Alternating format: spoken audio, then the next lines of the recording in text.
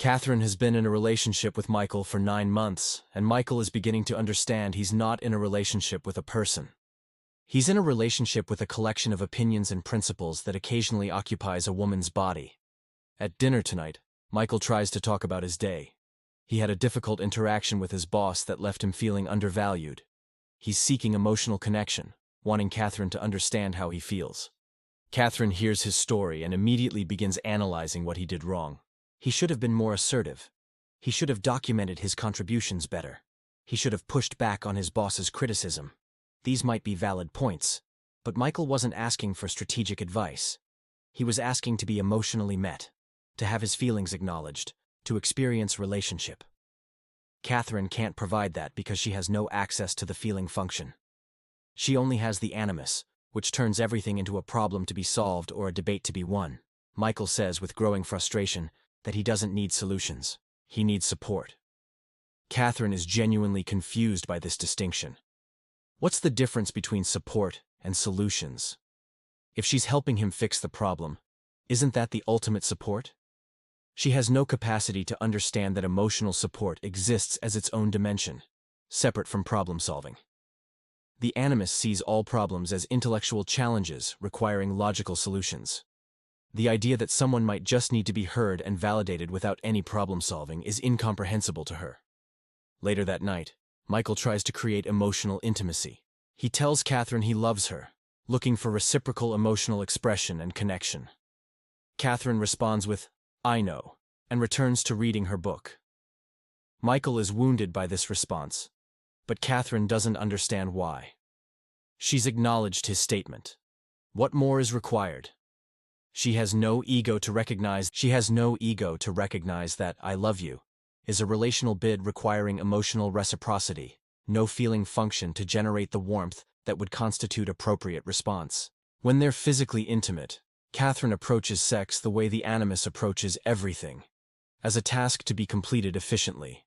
She's focused on technique, on what logically should produce pleasure, on executing the proper sequence of actions. But she's completely absent emotionally.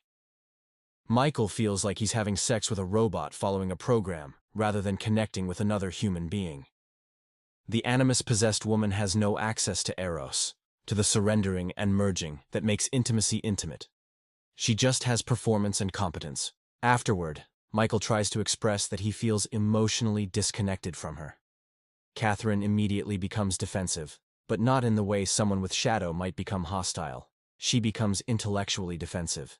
She argues that she shows love through actions. She provides logical evidence of her commitment. She builds a case for why his perception is wrong. Michael is trying to have an emotional conversation about feelings. Catherine is conducting a logical debate about facts. They're speaking completely different languages, and Catherine has no capacity to learn Michael's language, because that would require accessing parts of her psyche she simply doesn't have. Over the following weeks, Michael becomes increasingly lonely in the relationship. Catherine notices he seems distant, and her response is to analyze what's wrong and propose solutions. More date nights on the schedule. More efficient communication about household tasks. More logical optimization of their relationship structure. Everything she suggests is technically reasonable, but it all misses the point. Michael doesn't need more efficiency. He needs more heart. And heart is precisely what Catherine's animus possession has made inaccessible. Catherine spends her evenings engaged in online debates. She's active on forums, social media, comment sections, anywhere ideas are being discussed. Watch how she engages with these spaces. She doesn't participate in conversation or exchange. She engages in intellectual combat. Someone posts an opinion she disagrees with, and Catherine constructs elaborate arguments to prove them wrong. Not to understand their perspective, not to find common ground, but to win. The animus in its possessed form operates through what Jung called animus opinions. Rigid, absolute convictions delivered with complete certainty. Catherine doesn't say "I think" or "in my view." She says, obviously, clearly, any rational person can see. Her positions aren't personal perspectives open to discussion. They're truth itself, and anyone who disagrees is either stupid or dishonest. She has no ego to hold multiple perspectives in tension, no shadow to acknowledge her own potential for being wrong. no feeling function to care about the relational destruction her intellectual aggression causes. She joins a book club, hoping to meet like-minded people. But the book club becomes another battlefield. When other members share their emotional responses to a novel, Catherine dismisses their reactions as irrelevant. What matters is whether the novel's arguments are logically sound, whether the plot is structurally coherent, whether the themes are intellectually rigorous.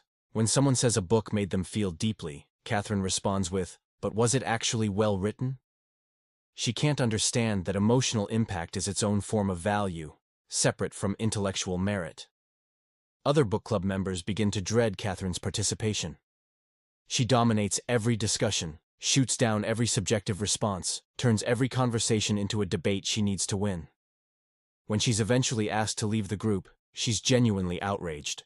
She was contributing the most rigorous analysis. She was keeping the discussion intellectually honest. She was preventing the group from devolving into feelings-based nonsense.